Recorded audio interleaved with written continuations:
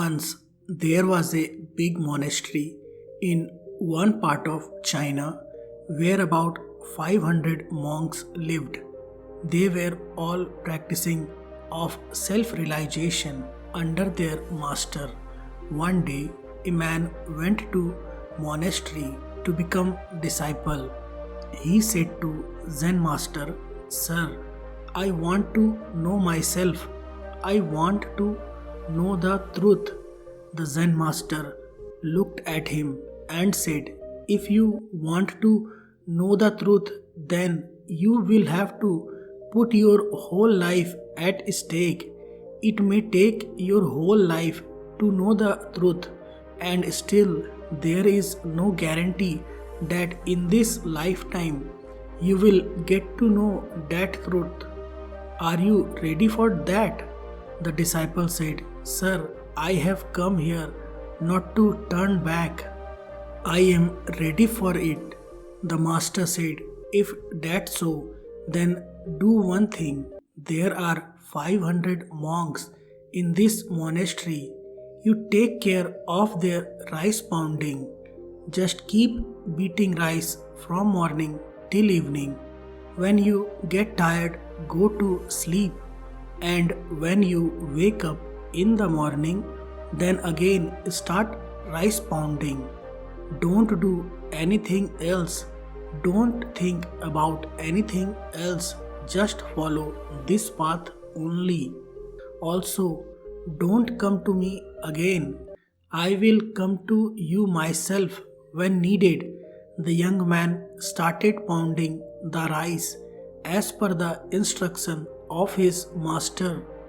There were 500 disciples in that monastery. All of them needed food at times. Therefore, he would get up early in the morning and start pounding rice till night. When he was tired, he would fall asleep in the same room where he was pounding rice. He would neither talk to anyone nor anyone would come to him to talk. For a few months, while pounding the rice, old thoughts kept coming to his mind. But when the thoughts do not get new subject, then they also fade away on their own. Slowly and slowly, his thoughts started to subside. After a few years, he even forgot his name. He would always keep mum and keep pounding rice in a thoughtless state. He would neither meditate nor read any scriptures. The chief disciples of the monastery considered him fool and much inferior to them. 12 years passed by doing this. After 12 years, one day the Zen master announced that now my last time is approaching and I have to choose my successor who will be the head of this monastery after me. Therefore, any of my disciple who has become self-realized should come and write few lines near my door at night, few lines that cover all his experience. Many disciples thought of doing so. One of the chief disciples of the monastery went there and wrote few lines. He was very knowledgeable of the Buddhist scripture. All the disciples considered him to be the possible successor of their master.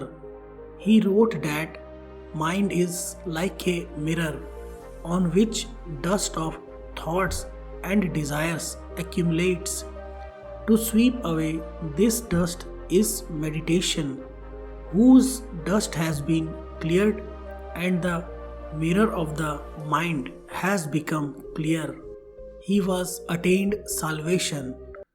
When the master woke up in the morning and saw these lines, he got very angry and said, "Which idiot has written all this garbage on my wall?" The chief disciples kept silent. However, the lines he wrote were full of wisdom, but it was all bookish knowledge. The chief disciple was very clever. He wrote the lines but did not sign below because he himself was not sure whether it is right or not. Since he was not self realized, the master completely rejected those lines. Everyone was surprised to see this. This incident became a topic of discussion in the entire monastery. Two disciples, while talking on this topic, passed by the disciple who had come here 12 years ago and used to pound rice day and night. He laughed gently after listening to the discussion of both of them. Both the disciple asked him, "Why are you laughing?" They asked him because that rice pounder was a very insignificant monk. In their opinion, no one had ever seen him reading scriptures or meditating. Everyone considered him to be a fool who just keep pounding rice. There were great scholars in that monastery, and that rice pounder did not even mean anything to them. That's why they were amazed to see him smile. They again asked him, "Why did you laugh?" That rice pounder said, "I laughed because Master is saying right. All these lines are garbage. These lines have no value." Those disciples were shocked. They asked him, "Can you write some lines which are better than this?" The rice pounder said, "Well, I can't write because I am illiterate. But yes, I can say few lines, and if you can write those lines, then I am ready to go with you." They agreed. So they went near the master's room.